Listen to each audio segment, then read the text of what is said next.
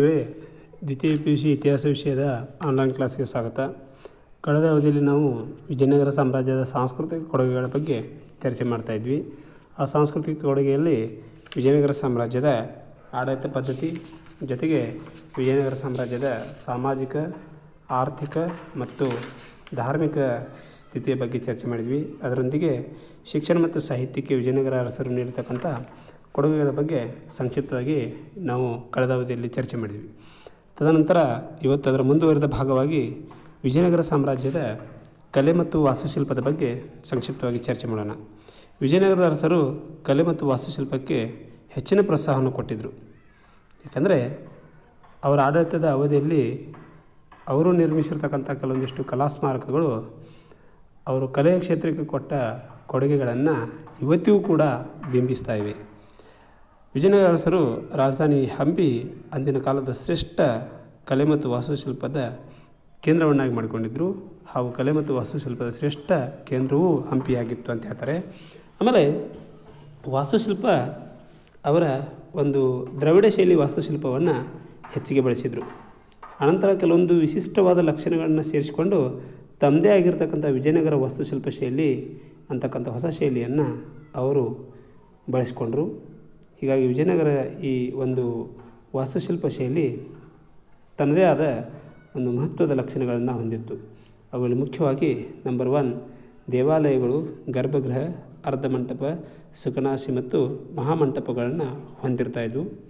ಎರಡನೇದು ಸ್ಮಾರಕಗಳ ನಿರ್ಮಾಣದಲ್ಲಿ ಬೆನಚು ಕಲ್ಲನ್ನು ಬಳಸಲಾಗ್ತಾಯಿತ್ತು. ಅಂದರೆ ಯಾವುದೇ ಒಂದು ದೇವಾಲಯವನ್ನು ಕಟ್ಟಬೇಕಾದ್ರೆ, ಯಾವುದೇ ಒಂದು ಸ್ಮಾರಕವನ್ನು ಕಟ್ಟಬೇಕಾದ್ರೆ ಅಲ್ಲಿ ಹೆಚ್ಚಿಗೆ ಬಳಕೆ ಆಗಿರ್ತಕ್ಕಂಥದ್ದು ಬೆನಚು ಕಲ್ಲನ್ನು ನಾವು ನೋಡ್ತೀವಿ. ಜೊತೆಗೆ ಕಂಬಗಳು ಹಾಗೂ ಆಸರೆ ಕಂಬಗಳು ಬಹುಕೋನಗಳನ್ನು ಹೊಂದಿರ್ತಾ ಇದ್ವು.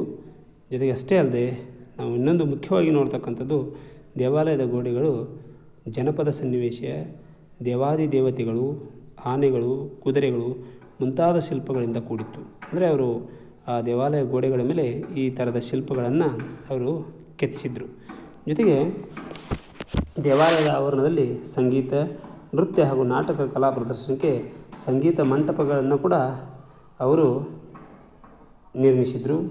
ಜೊತೆಗೆ ದೇವಾಲಯಗಳ ಪ್ರವೇಶದ್ವಾರದ ಮೇಲೆ ಬೃಹದಾಕಾರದ ರಾಯಗೋಪುರ ಕಟ್ಟಲಾಗ್ತಾಯಿತ್ತು. ಅಂದರೆ ದೇವಾಲಯ ಪ್ರವೇಶ ಮಾಡಬೇಕಾದ್ರೆ ಆ ಒಂದು ಪ್ರವೇಶದ್ವಾರದ ಮೇಲೆ ರಾಯಗೋಪುರ ಅಂತಕ್ಕಂಥದ್ದು ನಾವು ಪಿರಾಮಿಡ್ ಆಕಾರದಲ್ಲಿರ್ತಕ್ಕಂಥ ಒಂದು ಗೋಪುರವನ್ನು ನೋಡ್ತೀವಿ. ಜೊತೆಗೆ ಕಲ್ಯಾಣ ಮಂಟಪವನ್ನು ದೇವಾಲಯಗಳಲ್ಲಿ ದೇವತೆಗಳ ಮದುವೆಗಾಗಿ ಅವರು ನಿರ್ಮಿಸಿದರು ಅಂತ ಹೇಳ್ತಾರೆ. ಹೀಗೆ ವಿಜಯನಗರ ಅರಸರು ದಕ್ಷಿಣ ಭಾರತದಾದ್ಯಂತ ಅವರ ಕಲಾ ಸ್ಮಾರಕಗಳು ಹರಡಿಕೊಂಡಿವೆ ಅಂತ ಹೇಳ್ತಾರೆ.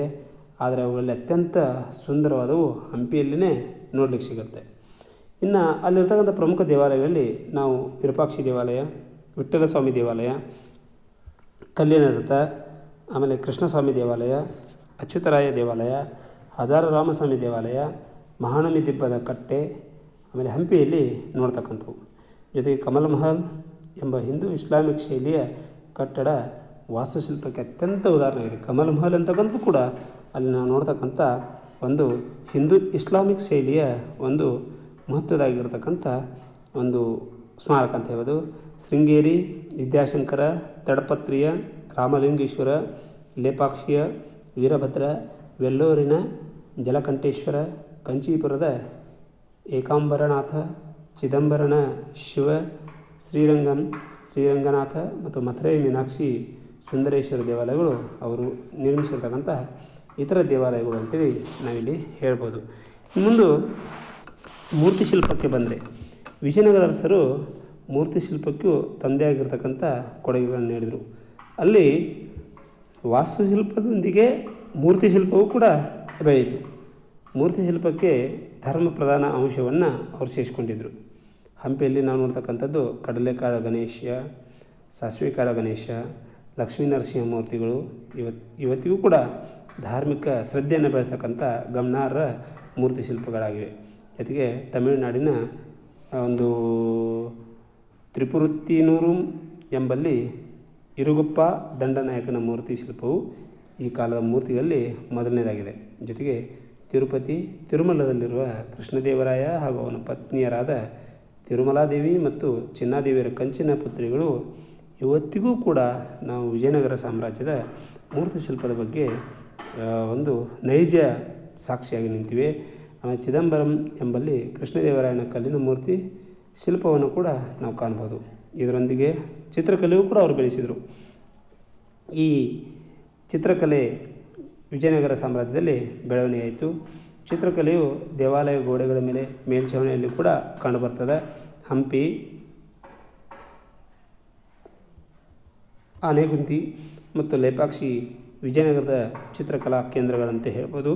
ಹಂಪಿ ವಿರೂಪಾಕ್ಷ ದೇವಾಲಯ ಹಾಗೂ ಲೇಪಾಕ್ಷಿಯ ವೀರಭದ್ರ ದೇವಾಲಯಗಳ ಚಿತ್ರಕಲೆಗಳು ಶೈವ ಪುರಾಣಗಳಿಗೆ ಸಂಬಂಧಿಸಿದ್ದಾದರೆ, ವಿರೂಪಾಕ್ಷನೊಂದಿಗೆ ಪಂಪಾಂಬಿಕೆಯ ವಿವಾಹ, ಮದನ ವಿಜಯ, ತ್ರಿಪುರಾ ಸಂಹಾರಗಳು ಆ ಕಾಲದ ಶ್ರೇಷ್ಠ ಚಿತ್ರಕಲೆಯ ಚಿತ್ರಗಳಾಗಿವೆ ಅಂತ ಹೇಳ್ಬೋದು. ಲೇಪಾಕ್ಷಿಯನ್ನು ಶೈವರಾಜ ಅಂತೇಳಿ ಕೂಡ ಇವತ್ತಿಗೆ ಕರೆಯಲಾಗ್ತದೆ.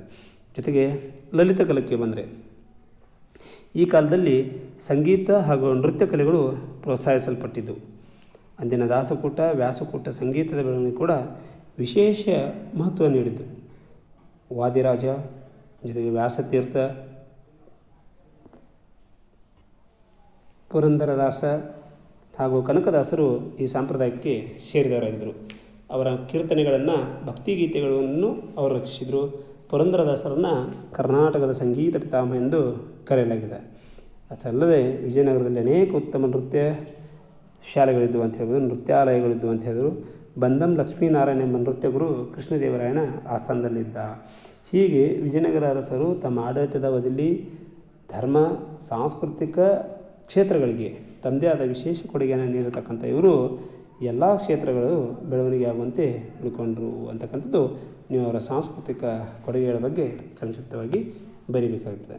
ಇನ್ನು ಮುಂದೆ ವಿಜಯನಗರ ಸಾಮ್ರಾಜ್ಯಕ್ಕೆ ಭೇಟಿ ನೀಡಿರ್ತಕ್ಕಂಥ ವಿದೇಶಿ ಪ್ರವಾಸಿಗರು ತಾವು ಇಲ್ಲಿ ಭೇಟಿ ಕೊಟ್ಟು ಕಣ್ಣಾರೆ ಕಂಡು ಅನುಭವಿಸಿದ ಕೆಲವೊಂದಿಷ್ಟು ಅಂಶಗಳು ತಮ್ಮ ಬರವಣಿಗೆಯಲ್ಲಿ ಬರೆದಿಟ್ಟರು.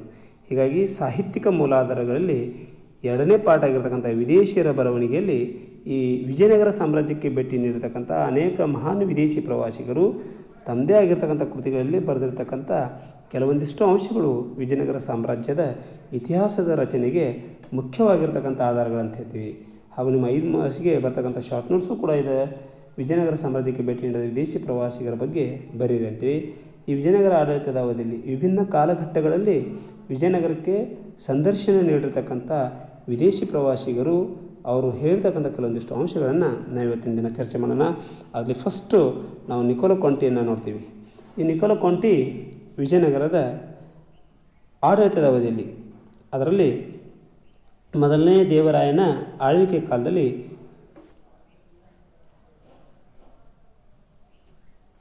ಇಟಲಿಯಿಂದ ತನ್ನ ಪತ್ನಿಯೊಡನೆ ವಿಜಯನಗರಕ್ಕೆ ಸಾಶ 1421ರಲ್ಲಿ ಭೇಟಿ ನೀಡಿದ.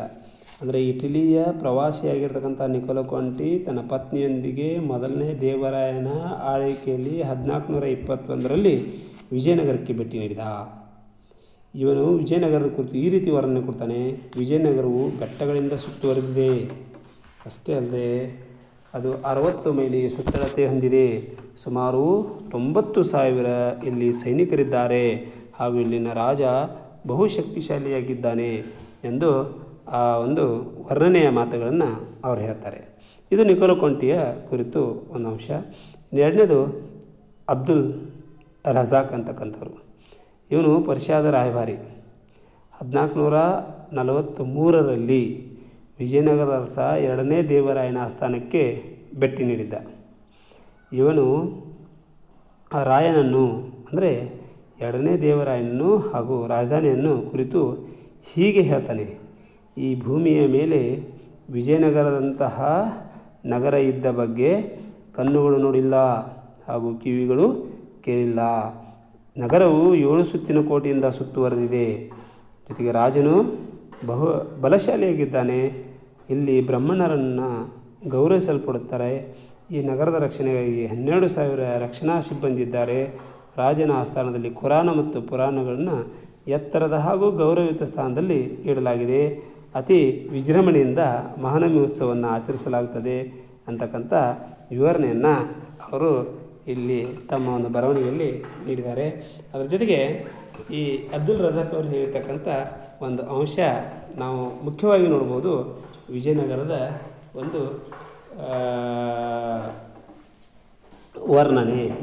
ಇನ್ನು ನಿಖಿಚಿನ್ ಅಂತಕ್ಕಂಥ ರಷ್ಯಾದ ಪ್ರವಾಸಿ 1470ರಲ್ಲಿ ಬಹುಮಳಿ ರಾಜ್ಯಕ್ಕೆ ಭೇಟಿ ನೀಡಿ ಅಲ್ಲಿಂದ ನೆರೆ ರಾಜ್ಯವಾದ ವಿಜಯನಗರ ಸಾಮ್ರಾಜ್ಯದ ಬಗ್ಗೆ ಅವನು ಕೂಡ ಇಲ್ಲಿಯ ಜನಜೀವನ ರಾಜವೈಭವದ ಕುರಿತು ವಿವರಣೆಯನ್ನು ನೀಡಿದ್ದಾನೆ. ಇದರೊಂದಿಗೆ ವಿಜಯನಗರಕ್ಕೆ ಭೇಟಿ ನೀಡಿರ್ತಕ್ಕಂಥ ಇನ್ನೋರ್ವ ಪ್ರವಾಸಿ ಡೊರೆಟ್ ಬಾರ್ಬೋಸಾ. ಈ ಡೊರೆಟ್ ಬಾರ್ಬೋಸಾ ಪೋರ್ಚುಗೀಸಿನ ಪ್ರವಾಸಿ. 1514ರಲ್ಲಿ ವಿಜಯನಗರಕ್ಕೆ ಬಂದಿದ್ದ ಇವನು ಹಂಪಿಯ ಮಾರುಕಟ್ಟೆಗಳು ಮುತ್ತು, ವಜ್ರ, ರೇಷ್ಮೆ ಮುಂತಾದ ವಸ್ತುಗಳ ಮಾರಾಟದ ಕೇಂದ್ರಗಳಾಗಿವೆ. ಸಭಾಭವನದಲ್ಲಿ ರಾಜನು ತನ್ನ ಮಂತ್ರಿಗಳೊಂದಿಗೆ ಒಂದು ಆಪ್ತಾಲೋಚನೆ ಮಾಡುತ್ತಾನೆ ಎಂದು ವಿವರಿಸಿದ. ಜೊತೆಗೆ ಡೊಮಿಂಗೋ ಪಾಯಸ್ ಪೋರ್ಚುಗೀಸಿನ ಪ್ರವಾಸಿ 1520ರಲ್ಲಿ ಕೃಷ್ಣದೇವರಾಯನ ಆಸ್ಥಾನಕ್ಕೆ ಸಂದರ್ಶಿಸಿದ ಇವನು ಮಹಾನವಮಿ ದಿಬ್ಬದ ಉತ್ಸವದ ವೇಳೆ ಅಲಂಕರಿತವಾಗಿರುತ್ತದೆ ವಿಜಯನಗರ ಅಂತ ಹಂಪಿ ಅಂತಕ್ಕಂಥದ್ದನ್ನ ನೋಡ್ತೀವಿ. ಜೊತೆಗೆ ರಾಯನ ಬಹು ವ್ಯಕ್ತಿತ್ವವನ್ನು ವರ್ಣಿಸಿರ್ತಕ್ಕಂಥ ಇವನು ಅವನ ಮುಖದ ಮೇಲೆ ಸಿಡಿಬಿನ ಕಲೆ ಇರತಕ್ಕಂಥದ್ದನ್ನು ಕೂಡ ತನ್ನ ಬರವಣಿಗೆಯಲ್ಲಿ ಉಲ್ಲೇಖಿಸಿದ್ದಾನೆ. ಆ ನಂತರ ಇವನೊಂದಿಗೆ ಇನ್ನೋರ್ವ ಪ್ರವಾಸಿ ಫರ್ನೌ ನ್ಯೂನಿಸ್ ಅಂತಕ್ಕಂಥನು ಪೋರ್ಚುಗಲ್ನ ಒಬ್ಬ ಪ್ರವಾಸಿ. ಇವನು ಅಚ್ಯುತರಾಯರ ಆಳ್ವಿಕೆಗೆ ಸಂದರ್ಭದಲ್ಲಿ 1535ರಲ್ಲಿ ವಿಜಯನಗರಕ್ಕೆ ಭೇಟಿ ನೀಡಿರ್ತಕ್ಕಂಥವನು ತನ್ನ ಬರವಣಿಗೆಗಳು ಇಂದಿಗೆ ವಿಜಯನಗರ ಸಾಮ್ರಾಜ್ಯದ ರಾಜಕೀಯ ಸಾಂಸ್ಕೃತಿಕ ಚಟುವಟಿಕೆಗಳ ಮೇಲೆ ಅವನು ಸಾಕಷ್ಟು ಬೆಳಕು ಚೆಲ್ಲಿ ಬರೆದಿದ್ದಾನೆ. ಹಾಗೂ ವಿಜಯನಗರ ಪ್ರಪಂಚದಲ್ಲಿ ಅತ್ಯುತ್ತಮ ಮೂಲ ಸೌಕರ್ಯ ಹೊಂದಿದ ನಗರ ಅಂತೇಳಿ ವರ್ಣಿಸಿದ್ದಾನೆ. ಕೊನೆಯದಾಗಿ ನಾವು ನೋಡ್ತೀವಿ ಸೀಸರ್ ಫೆಡ್ರಿಸ್. ಇವನು ಇಟ್ಲಿಯ ಪ್ರವಾಸಿ. 1567ರಲ್ಲಿ ವಿಜಯನಗರಕ್ಕೆ ಭೇಟಿ ನೀಡಿರ್ತಕ್ಕಂಥನು ತಾಳಿಕೋಟೆ ಕದನದ ಬಗ್ಗೆ ಸಂಪೂರ್ಣವಾಗಿ ವಿವರಿಸಿದ್ದಾರೆ. ಜೊತೆಗೆ ಗಿಲಾನಿ ಸಹೋದರರು ವಹಿಸಿರ್ತಕ್ಕಂಥ ಪಾತ್ರದ ಬಗ್ಗೆಯೂ ಕೂಡ ಅವರು ವಿವರಿಸಿದ್ದಾರೆ. ಅವರ ಬರವಣಿಗೆ ಪ್ರಕಾರ ವಿಜಯನಗರವು ತಾಳಿಕೋಟೆ ಕದನ ನಂತರ ಹಾಳು ಬಿದ್ದ ನಗರವಾಗಿತ್ತು. ಇಲ್ಲಿ ಮಾನವರು ವಾಸಿಸುತ್ತಿರಲಿಲ್ಲ, ಕಾಡು ಪ್ರಾಣಿಗಳು ಮಾತ್ರ ವಾಸಿಸುತ್ತಿದ್ದವು ಅಂತಕ್ಕಂಥದ್ದನ್ನು ಅವರು ಬರ್ತಾರೆ. ಅಂದರೆ ಗಿಲಾನಿ ಸಹೋದರರ ಪ್ರಮುಖ ಪಾತ್ರ ಆ ತಾಳಿಕೋಟೆ ಕದನದಲ್ಲಿ ಏನಾಗಿತ್ತು ಅಂತಕ್ಕಂಥದ್ದನ್ನು ಅವರು ಸ್ಪಷ್ಟವಾಗಿ ವಿವರಿಸ್ತಾರೆ. ಹೀಗೆ ವಿಭಿನ್ನ ಕಾಲಘಟ್ಟಗಳಲ್ಲಿ ಬಂದಿರತಕ್ಕಂಥ ಈ ವಿದೇಶಿ ಪ್ರವಾಸಿಗರು, ಮುಖ್ಯವಾಗಿ ನಿಕೋಲೋ ಕೊಂಟಿ ಇರ್ಬೋದು, ಅಬ್ದುಲ್ ರಜಾಕ್ ಇರ್ಬೋದು, ನಿಖಿಚಿನ್ ಇರ್ಬೋದು, ಡೊರೆಟ್ ಬಾರ್ಬೋಸಾ ಇರ್ಬೋದು, ಡೊಮಿಂಗೋ ಪಾಯಸ್ ಇರ್ಬೋದು, ಅಥವಾ ನ್ಯೂನಿಸ್ ಇರ್ಬೋದು, ಅಥವಾ ಈ ಸೀಸರ್ ಫೆಡ್ರಿಸ್ ಇರ್ಬೋದು, ಇವರು ತಮ್ಮದೇ ಆಗಿರತಕ್ಕಂಥ ಬರವಣಿಗೆಗಳ ಮುಖಾಂತರ ವಿಜಯನಗರ ಸಾಮ್ರಾಜ್ಯವನ್ನು ವರ್ಣಿಸಿದ್ದಾರೆ. ಜೊತೆಗೆ ಅವರ ಒಂದು ಈ ಬರವಣಿಗೆ ಆಧಾರದ ಮೇಲೆ ವಿಜಯನಗರವು ಗತಕಾಲದ ವೈಭವದಿಂದ ಕೂಡಿರ್ತಕ್ಕಂಥ ಒಂದು ಮಹಾನ್ ಸಾಮ್ರಾಜ್ಯಗಳಲ್ಲಿ ಒಂದು ಅಂತಕ್ಕಂಥದ್ದು ಸ್ಪಷ್ಟವಾಗಿ ನಮಗೆ ಆಧಾರಗಳು ಲಭ್ಯವಾಗಿವೆ. ಆತ್ಮೀಯ ವಿದ್ಯಾರ್ಥಿಗಳೇ, ನಿಮಗೆ ಈ ಒಂದು ವಿಷಯದ ಮೇಲೆ ಅಂದರೆ 2 ಮಾರ್ಕ್ಸ್ಗೆ ಈ ಥರನೂ ಪ್ರಶ್ನೆ ಬರುವುದು. ವಿಜಯನಗರ ಸಾಮ್ರಾಜ್ಯಕ್ಕೆ ಭೇಟಿ ನೀಡ್ತಕ್ಕಂಥ ಇಬ್ಬರು ವಿದೇಶಿ ಪ್ರವಾಸಿಗರನ್ನು ಹೆಸರಿಸಿ ಅಂತಕ್ಕಂಥದ್ದು ನಿಮಗೆ ಕ್ವಶನ್ ಬರ್ಬೋದು. ಅದರಲ್ಲಿ 2 ಜನರ ಅಂಶವನ್ನು ನೀವಲ್ಲಿ ಬರಿಬೇಕಾಗ್ತದೆ. ಹೀಗೆ ವಿಜಯನಗರ ಸಾಮ್ರಾಜ್ಯದ ಆಡಳಿತಾವಧಿಯನ್ನು ನಾವು ಗಮನಿಸಿದರೆ ಇಲ್ಲಿ ಅವನತಿ ಅಂಚಿನಲ್ಲಿರ್ತಕ್ಕಂಥ ಹಿಂದೂ ಧರ್ಮವನ್ನು ರಕ್ಷಿಸಿ ಪೋಷಿಸಿ ಬೆಳೆಸಿರ್ತಕ್ಕಂಥ ಇವರು ಸಾಮಾಜಿಕವಾಗಿ, ಆರ್ಥಿಕವಾಗಿ, ಧಾರ್ಮಿಕವಾಗಿ ತಮ್ಮದೇ ಆಗಿರ್ತಕ್ಕಂಥ ಕೊಡುಗೆಯನ್ನು ನೀಡಿ ಬಲಿಷ್ಠವಾಗಿರ್ತಕ್ಕಂಥ ಸೈನ್ಯ ಸಂಘಟನೆಯನ್ನು ಮಾಡಿ ಶಾಹಿ ಸುಲ್ತಾನರಿಗೆ ಒಂದು ರೀತಿ ಸಿಂಹ ಸ್ವಪ್ನವಾಗಿ ಕಾಡಿರ್ತಕ್ಕಂಥ ಒಂದು ಸಾಮ್ರಾಜ್ಯ ಅಂತೇಳಿ ನಾವಿಲ್ಲಿ ಹೇಳ್ಬೋದು. ಹೀಗೆ ವಿಜಯನಗರ ಸಾಮ್ರಾಜ್ಯ ಕೊನೆಗೆ ಅವನತಿ ಹೊಂದಿದ ನಂತರ ಇದು ವಿಘಟನೆ ಆಗಲಿಕ್ಕೆ ಆರಂಭಿಸಿತು. ತಾಳಿಕೋಟೆ ಕದನದ ನಂತರ ವಿಜಯನಗರ ಸಾಮ್ರಾಜ್ಯ ಒಂದು ಅವನತಿ ಹೊಂದಿದ ನಂತರ ಅದರಲ್ಲಿ ಅನೇಕ ಮಹಾನ್ ಸಾಮಂತರಸರು ಏಳಿಗೆಗೆ ಬಂದು ಸ್ವತಂತ್ರರಾಗಲು ಹವಣಿಸಿದರು. ಹೀಗಾಗಿ ವಿಜಯನಗರ ಸಾಮ್ರಾಜ್ಯ ವಿಘಟನೆ ಆಯಿತು. ಅಖಂಡವಾಗಿರ್ತಕ್ಕಂಥ ರಾಜಕೀಯ ಸ್ಥಿರತೆಯನ್ನು ತಂದಿರತಕ್ಕಂಥ ವಿಜಯನಗರ ಸಾಮ್ರಾಜ್ಯ ಮುಂದೆ ರಾಜಕೀಯ ಅಸ್ಥಿರತೆಗೆ ಕಾರಣವಾಗಿ ಅದು ವಿಘಟನೆ ಆಯಿತು ಅಂತಕ್ಕಂಥದ್ದನ್ನು ನಾವು ನೋಡ್ತೀವಿ. ಇನ್ನು ಮುಂದಿನ ಅವಧಿಯಲ್ಲಿ ವಿಜಯನಗರ ಸಾಮ್ರಾಜ್ಯದ ವಿಘಟನೆ ಯಾವ ರೀತಿ ಆಯಿತು, ಆಮೇಲೆ ಈ ಅವನತಿಯಾದ ನಂತರ ಅಧಿಕಾರಕ್ಕೆ ಬಂದಿರತಕ್ಕಂಥ ಪ್ರಮುಖ ಅರಸರು ಯಾರು ಅಂತಕ್ಕಂಥದ್ದನ್ನು ನೋಡ್ತೀವಿ. ಅದರ ಬಗ್ಗೆ ನಾಳೆ ದಿನ ಚರ್ಚೆ ಮಾಡೋಣ. ಧನ್ಯವಾದಗಳು.